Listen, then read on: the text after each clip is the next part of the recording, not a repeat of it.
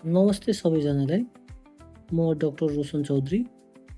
आज म नेपाल सरकारको अर्को कार्यक्रमको बारेमा जानकारी गराउन गइरहेको छु, जसको नाम चाहिँ विपन्न नागरिक औषधि उपचार प्रोग्राम रहेछ। यो पनि सोसल सिक्युरिटी सर्भिस, जसको मतलब के भन्छ सामाजिक सुरक्षा एकाइको अन्डरमा पर्छ। यसको मुख्य उद्देश्य चाहिँ नेपाल सरकारले पैसा दिँदो रहेछ होइन। त्यो चाहिँ कडा खालको रोगहरूको लागि त्यो चाहिँ लिस्टेड जुन हस्पिटल चाहिँ नेपाल सरकारको विपन्न नागरिक औषधि उपचार कोषमा लिस्ट गरेको छ, त्यो अस्पतालमा उपचार गराए बापत अस्पताललाई पैसा दिने हो, न कि बिरामीलाई। यसको चाहिँ फ्रेमवर्क चाहिँ कसरी बन्या हो, यो चाहिँ कसरी लिगल्ली भ्यालिड छ भन्ने कुरा चाहिँ यो जनस्वास्थ्य ऐन 2075 को लाई टेकेर यो चाहिँ 2080 मा विपन्न नागरिक औषधि उपचार प्रोग्राम कार्यविधि बनाएको रहेछ। यो चाहिँ नेपाल सरकारले फन्ड दिँदो रहेछ विपन्न नागरिकको उपचारको लागि, के भन्छ कडा रोगको उपचारको लागि। त्यो चाहिँ सिफारिस गरे बापत, त्यो पनि स्थानीय सरकारको सिफारिसले। अब यो प्रोसेस चाहिँ कसरी लिने, यो चाहिँ कसरी प्रयोगमा ल्याउने भन्ने कुरा, यो चाहिँ कसरी एप्लाई गर्ने कुरा चाहिँ म गर्न चाहन्छु। यो चाहिँ बिरामीलाई पैसा दिने यो प्रोग्राम होइन, तर यो चाहिँ अस्पताललाई दिने हो।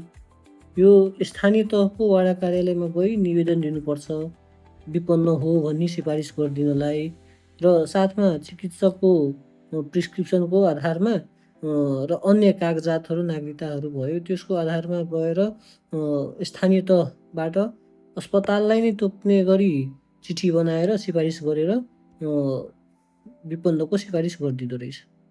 अनि त्यो अस्पतालमा गए बापत उपचार गराए बापत नेपाल सरकारले त्यही अस्पताललाई पैसा दिने हो। अब यो चाहिँ सहुलियत चाहिँ कुन खालको रोगहरूमा कुन 8 प्रकार छ, 8 प्रकारको रोग छ, 8 टाइप अफ डिजिज भन्छ होइन। अनि त्यस्तो रोगहरूमा दिँदो रहेछ। सुरुमा चाहिँ प्राथमिकता चाहिँ किडनीको लागि दिएर रहेछ। किडनीको ट्रान्सप्लान्टको लागि 4 लाख, ट्रान्सप्लान्ट गर्नु पर्यो भने 4 लाख। तर औषधि उपचार मात्र गर्नु पर्यो, डायलाइसिस गर्नु पर्यो, त्यस्तो खालको मृगौलाको बिरामीहरूलाई, जसरी एक्युट ग्लोमेरुलोनेफ्राइटिस छ भने, नेफ्रोटिक सिन्ड्रोम छ भने, अथवा एकेआई भयो भने त्यति बेला उपचार गर्नु पर्यो अथवा डायलाइसिस गर्नु पर्यो भने 1 लाख होइन।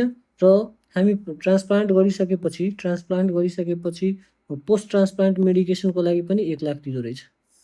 तर ट्रान्सप्लान्ट गर्नुभन्दा पहिला हामीले जाँच गर्नुपर्छ, जुन HLA क्रस म्याचिङ भन्छ। त्यसको लागि चाहिँ डोनर र के भन्छ किडनी दिने र लिने दुवैजनालाई 50 त्यसको लागि 50,000 दिइन्छ। त्यस्तै डायलाइसिसको प्रतिसेसन 2500 दिने रहेछ। त्यस्तै सेरो पोजिटिभको केसमा चाहिँ 4000 दिन्छ। सेरो पोजिटिभ भनेको HIV positive, hepatitis B positive भएको बिरामीलाई 4000 अस्पताल, बिरामीलाई डायलाइसिस गर्नु परेमा अस्पताललाई 4000 दिन्छ।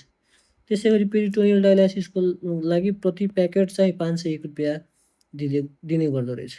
अर्को चाहिँ हार्ट डिजिज भनेको हृदयको बिरामीलाई अथवा मुटुको बिरामीलाई औषधि बापत अथवा पेसमेकर लाउनु पर्यो, स्टेन्ट लाउनु पर्यो, अथवा जाली फेर्नु पर्यो, लाउनु पर्यो, भल फेर्नु पर्यो, लाउनु पर्यो बापत 1 लाख रुपियाँ।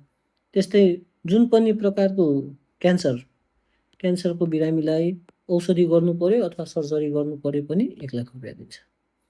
र हामीले जान्नुपर्ने एउटा 2टा डिजिज रहेछ, एउटा चाहिँ पार्किन्सन होइन, अर्को चाहिँ अल्जाइमर। यस्तो बिरामीलाई चाहिँ 1 लाख रुपियाँ दिँदो रहेछ। त्यस्तै चोटपटक लागेमा स्पाइनमा, जसलाई के भन्छ मेरुदण्डको इन्जुरी भएमा सर्जरी गर्नु पर्यो अथवा औषधिले उपचार गर्नु परेमा 1 लाख रुपियाँ, र टाउकोको इन्जुरी भएमा 1 लाख रुपियाँ। त्यसै गरी अर्को चाहिँ sickle cell anaemia, sickle cell एनिमियाको बिरामीलाई पनि 1 लाख रुपियाँ दिँदो रहेछ। हस्त, धन्यवाद।